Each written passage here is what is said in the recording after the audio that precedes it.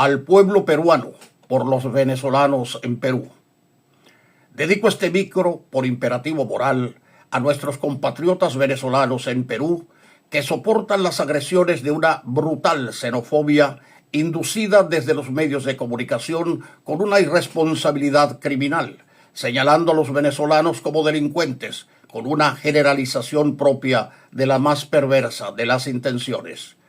Pero lo que constituye un hecho insólito por su gravedad e impunidad se suscitó en el Parlamento peruano cuando el diputado Edwin Martínez del Partido Acción Popular, lo que constituye un insulto a la memoria de su fundador, el eminente catedrático latinoamericanista, estadista y presidente del Perú por 2 períodos constitucionales, Fernando Belaúnde Terry, incitó con total impunidad a los delincuentes del Perú para que asesinaran a venezolanos por el simple hecho de ser venezolanos.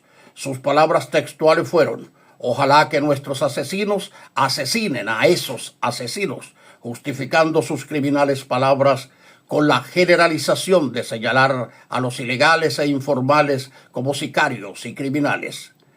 La pregunta es si está capacitado intelectualmente el pueblo peruano para reaccionar ante esta falacia de autoridad con la ponderación necesaria para separar a los buenos ciudadanos que buscaron una nueva vida en Perú de las pandillas de maleantes que suelen colarse en este tipo de migración y que pertenecen a múltiples nacionalidades. Recientemente un joven venezolano fue asesinado por asesinos peruanos saliendo de su trabajo y le pusieron una nota que amenazaba de muerte a todo venezolano que encontraran a su paso.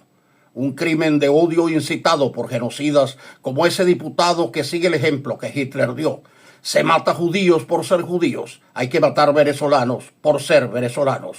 ¿Cuál es la diferencia entre el Edwin y el Adolfo? Por otro lado, y no menos grave, el ministro de Energía y Minas, Jorge Montero Cornejo, ante el asesinato de 13 vigilantes de las minas de oro de Patás, donde se escenifica desde hace años una guerra entre empresas concesionarias y mineros ilegales, declaró públicamente, señalando arteramente a venezolanos, que eso no pudo hacerlo un peruano porque los peruanos no somos así. Sin embargo, horas después, la presidenta declaró que el asesino era un peruano apodado Cuchillo y que escapó a Colombia. Pero ¿cuántos peruanos de los que oyeron al ministro escucharon el desmentido? La xenofobia es de hecho una forma de estupidez que se traduce en violencia y desprecio, pero cuando se estimula desde los centros de poder constituye una acción criminal. No negamos que la delincuencia venezolana emigrante haya encontrado su nicho y socios entre la inmensa delincuencia peruana, como en Colombia o Estados Unidos, porque delincuente no tiene nacionalidad. Pero de allí a generalizar a toda una población que tuvo que escapar por supervivencia de ser delincuente, hay un abismo. Mano dura contra la delincuencia exigimos peruanos y venezolanos, al Estado peruano, que como en toda Latinoamérica, salvo El Salvador, ha visto rebasadas sus instituciones policiales por el crimen organizado. Por otro lado, en Lima habitan 1.700.000 venezolanos, de los cuales la inmensa mayoría son honorables, decentes, trabajadores que le han aportado las arcas del Estado peruano en el año 2024 530 millones de dólares, casi 2.000 millones de soles peruanos. Y el crecimiento para el 2025, estimado en un 3.5%, no lo va a lograr Perú sin el aporte de los venezolanos, que además contribuyen sustantivamente con la economía familiar peruana solamente con el alquiler de habitaciones y la compra de alimentos y enseres en los pequeños comercios de las barriadas populares de Lima.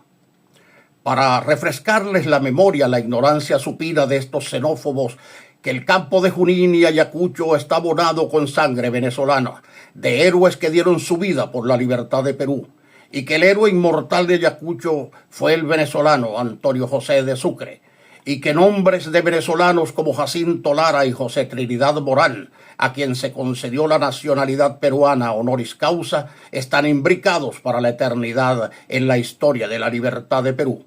Y fue el venezolano Simón Bolívar quien, además de dar libertad, dotó a Perú de todas sus instituciones republicanas.